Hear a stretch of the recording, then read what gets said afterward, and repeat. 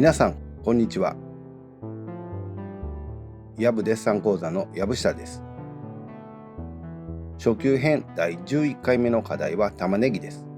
特に今回はここに注目してデッサンしましょうという形でテーマを設定しています。今回のテーマは2つあります。1、玉ねぎの薄皮の表現。玉ねぎは薄皮に包まれています。その薄皮の重なりと色味を表現することで玉ねぎらしさを表現します。2、涼感の表現。玉ねぎは変形した球体と考えられます。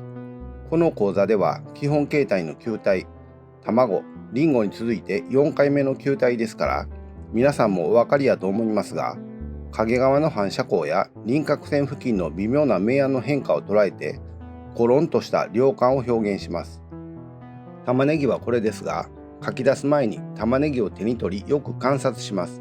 いろいろな角度から形や縦横の長さの比率、断面形状、色や重さなどを十分に確かめてください。ヘタの部分のラッパ状の形や表皮のカサカサした感じ、デッサンでは見えませんが、下側のヘタの形も観察しておきます。デッサンをする前の準備運動みたいなものですから、十分に観察してください。また、卵のデッサンでやったように、玉ねぎを両手ですっぽり包んでみてください。そして手のひらの触覚で玉ねぎの全体像を感じてみてください。デッサンをするときは一方向からの姿しか見えませんが、このように手のひらの中に玉ねぎを包み込むことで全体像が同時に感じられます。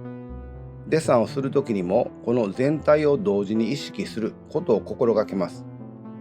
画用紙は八つ切りの大きさ 38cm×27 センチと、鉛筆は三菱ユニの 2H から 3B までの濃さの鉛筆を使いました。動画の再生速度は前半は2倍速、3倍速で、後半は4倍速にしました。必要に応じて再生速度を調節してください。また制作時間は2時間30分でした。この動画を最後まで見て、制作手順、鉛筆の動かし方、練りゴムの使い方などをぜひ参考にしてください。動画を見て、なるほど、そうするのかと合点がいけば、それだけ皆さんは上達したことになります。それでは玉ねぎのデッサンを始めましょう。まず最初に当たりを取ります。玉ねぎは単純な形ですから、鉛筆でくるくるっと丸を描くようにして、描く大きさと位置を決めます。ヘタの部分もざっと当たりを取っておきます。いつものように玉ねぎの影のできる側と下側の空間を反対側よりも広く取ります。影もモチーフの一部ですから、全体のバランスを考えて玉ねぎの位置を決めます。それでは形を描いていきます。描く大きさと位置がだいたい決まったら、玉ねぎの高さを決め、玉ねぎの中心線を描きます。この玉ねぎの中心線は右に傾いていました。次に玉ねぎの高さと横幅の比率を検討して横幅を決めます。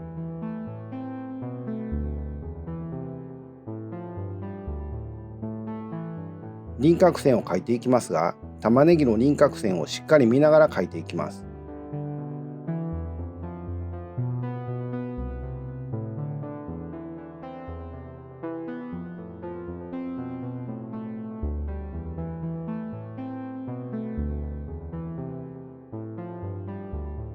ヘタの部分を描きますが、よく曲がっているところに着目して直線を使って大まかに描いていきます。このような曲線の輪郭線はよく曲がっているところに着目して直線で大まかに描き、その後微妙な曲線による変化を描き加えていきます。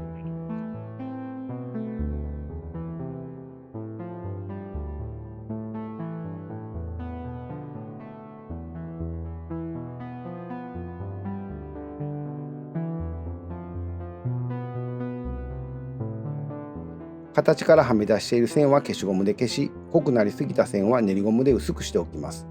最後に消しゴムや練りゴムの消しカスを跳ねぼうきで払っておきます。これで形は完成です。玉ねぎの明暗を描いていきます。使用する鉛筆は 2H から 3B を使って徐々に濃さを上げていきました。光が当たった玉ねぎの明暗を図式化するとこのようになります。光は左斜め上からやってきます。光の当たっている一番明るい部分、その外側の中間の明るさの部分、光の届かない暗い部分、暗い帯、この暗い帯の中に球体部分の一番暗いところがあります。そして影側と下向きの面はぼーっと反射光で明るくなります。この反射光が影側の曲面を背後に回り込ませるためのポイントです。明暗は球体の一番暗い部分とそれが含まれる暗い帯から描いていきます。鉛筆は B を使っています。玉ねぎの暗い帯と一番暗い部分、色味の濃い部分を探すように鉛筆を入れます。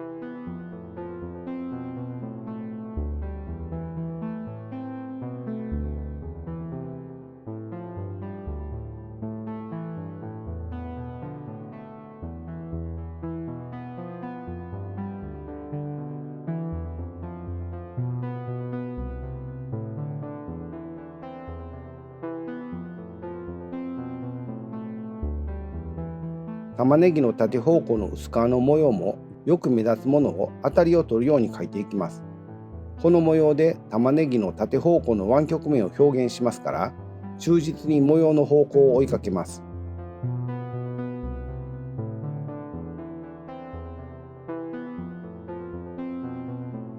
デッサンでは基本的に形に沿う方向の線で描くと形が表現しやすいです。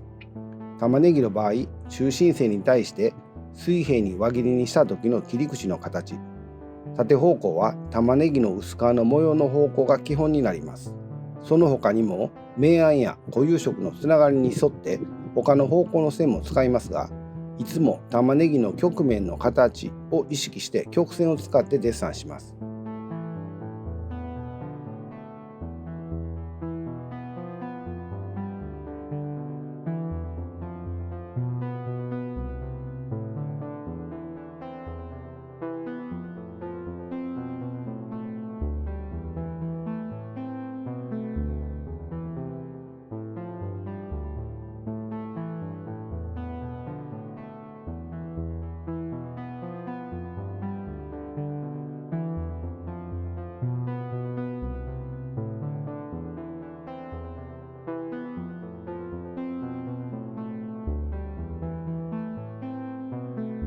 ヘタの部分は形が複雑になっていますから、アクセント的な暗さを書き加えています。この部分は基本的には円柱形の形の変形と考えて、大まかな明暗も書き加えます。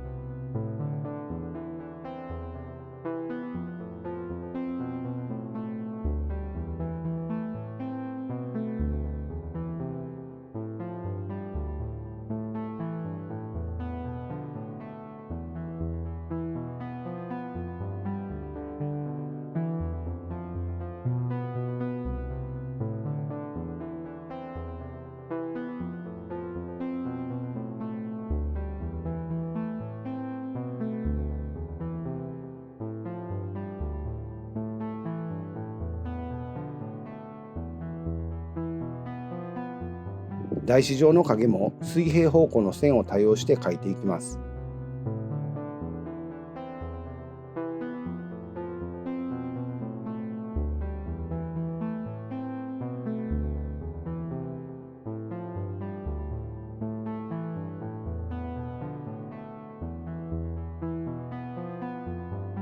全体の大きな明暗を描いています。玉ねぎ本体の球体感やヘタの変形した円柱形をいつも意識してデッサンを進めます。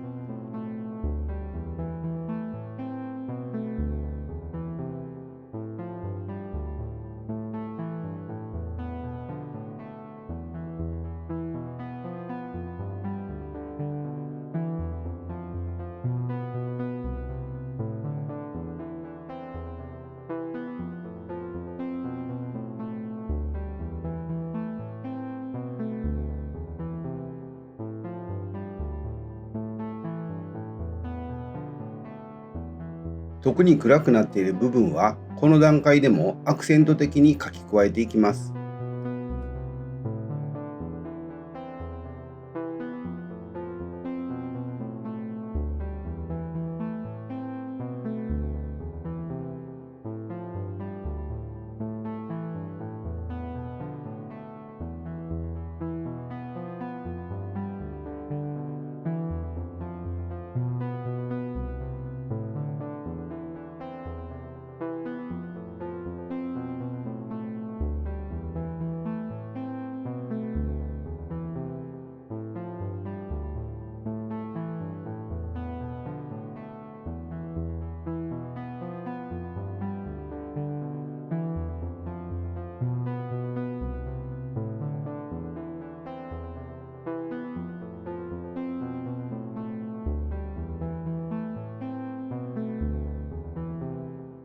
ヘタは小さい部分ですが重要な形ですから、変形した円柱形であることを忘れないようにしながら、暗い部分をアクセント的に描き進めます。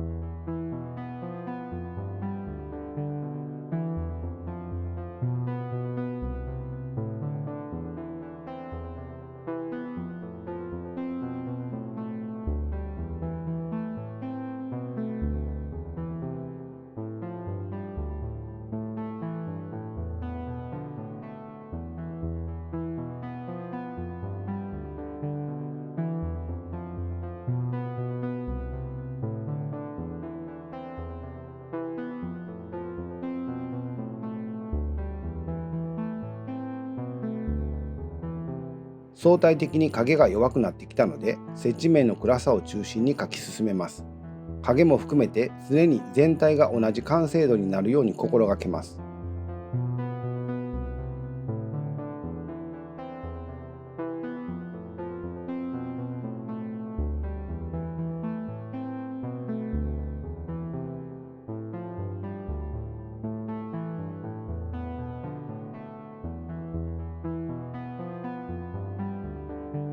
玉ねぎの模様のよく見えているところや薄皮の重なりを描いていきます。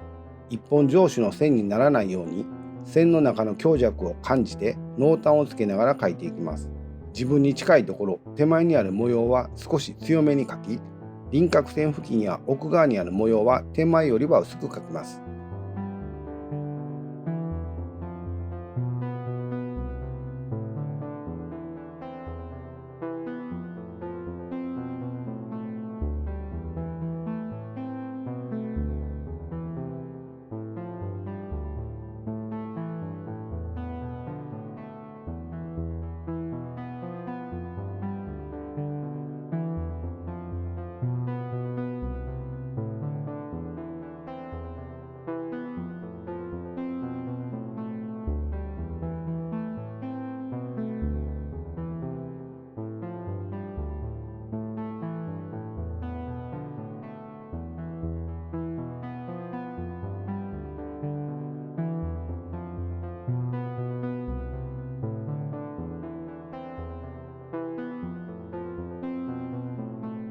薄皮の色味を描きながらも全体の大きな明暗にも注意して描いています。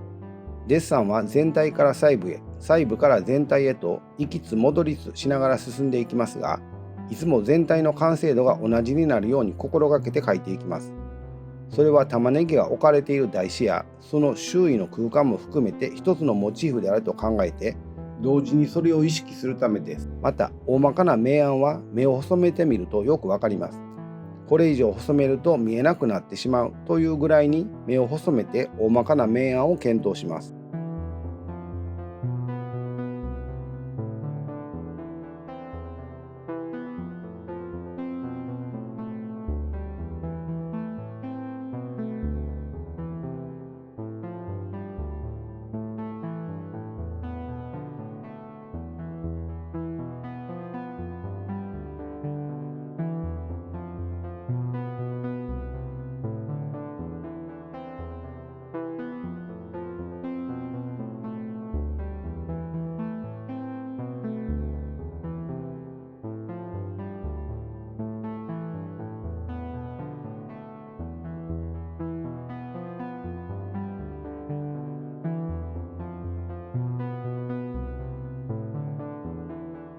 この部分は表皮が乾燥してカサカサした感じがあり、強く折れ曲がっている形などは明暗のコントラストを強く表現します。小さな部分ですが、光の方向に対して今描いている面がどちらを向いているのかを確認しながら明暗を描いていきます。また表皮の筋模様も見えているものは描いていきます。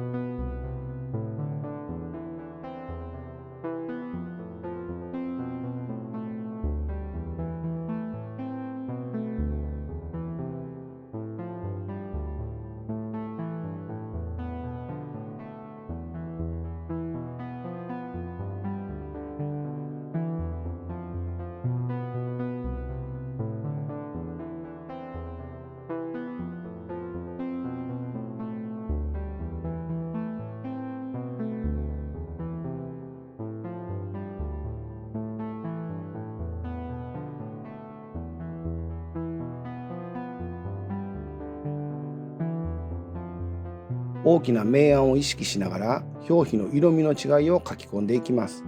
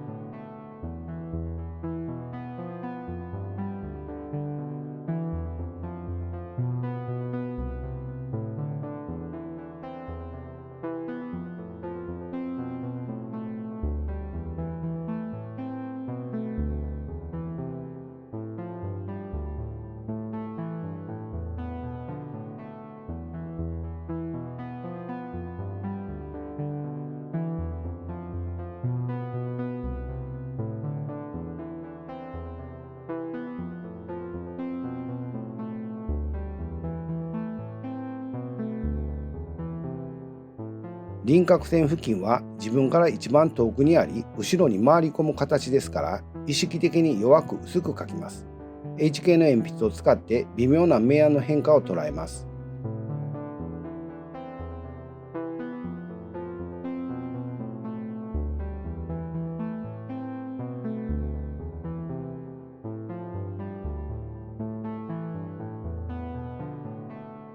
影は台紙の平面的な形を表現するつもりで描きます。手前と奥の空間の奥行きにも注意して、手前は強く、奥は弱く描いていきます。薄皮や玉ねぎ本体の明るくなっている部分を消しゴムで明るくしています。薄皮の厚みの見えているところは厚みも描いていきます。厚みを描くことは薄皮の材質感と存在感につながりますから、細かい部分ですけれどもよく観察します。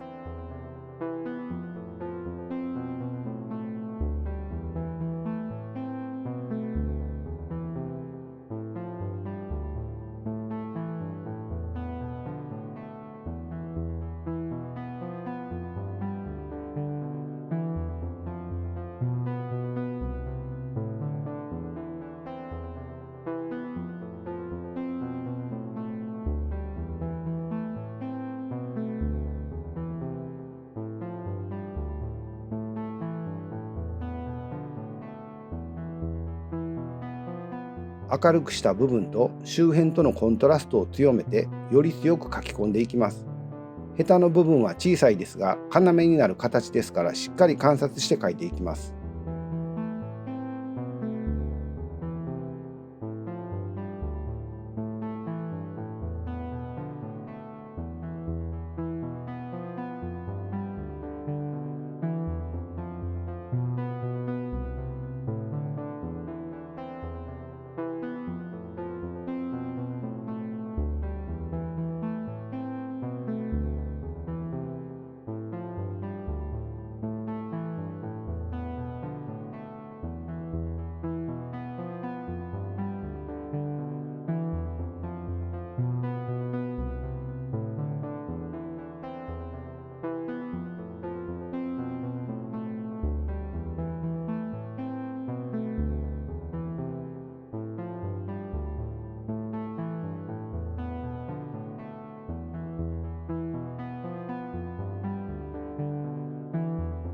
全体の調子に注意しながら書き込んでいきます。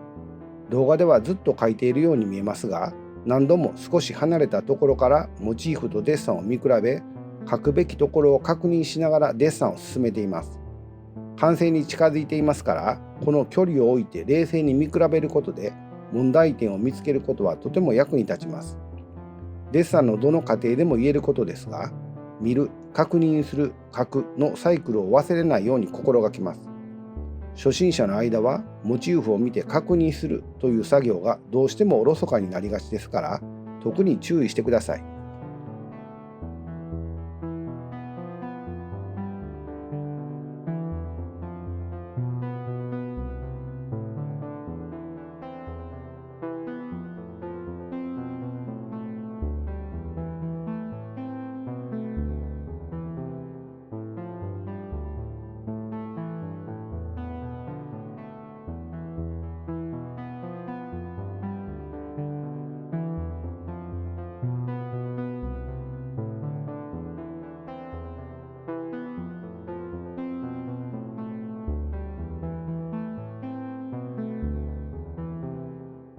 玉ねぎの模様の中の色味の変化にも注意して書き込みます。手前は強く、奥に行くほど弱くを意識しながら、全体の明暗や色味の調整をしています。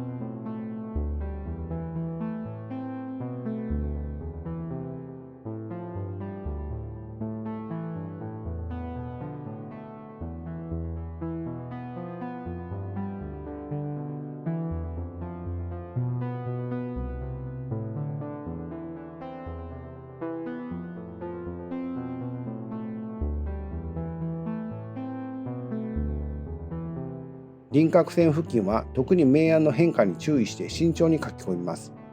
後ろ側に回り込む形ですから発色を抑えて弱く書いていきます。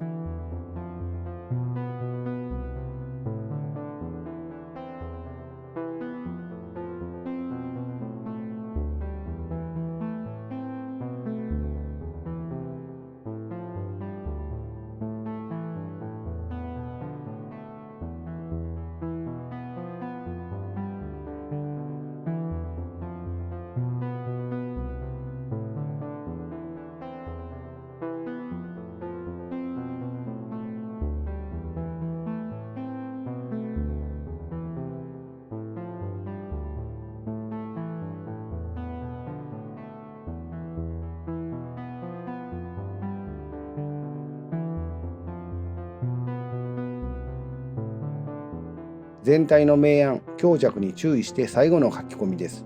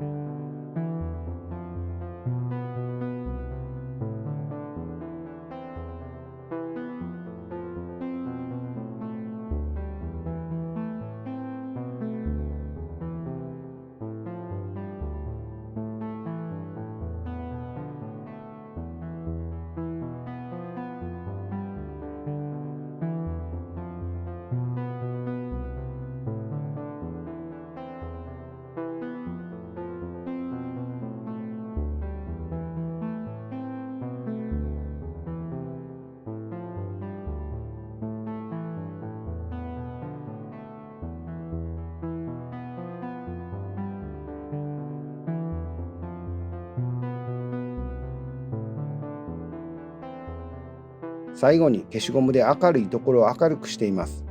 光の跳ね返し方で物の材質感が表現できますから、消しゴムでデッサンをするという感覚で明るくしていきます。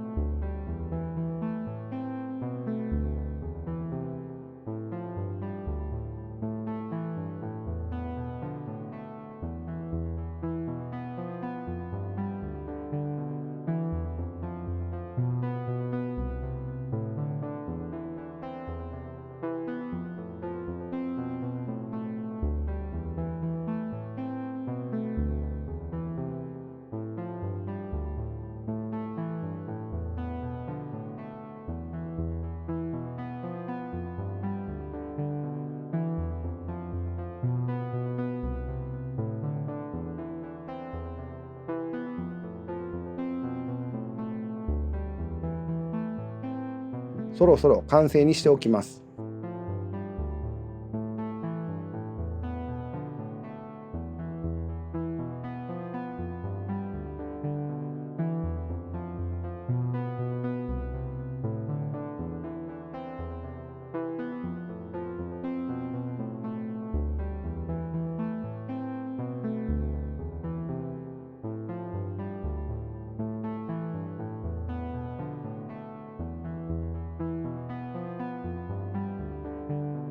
はい、皆さんいかがでしたか？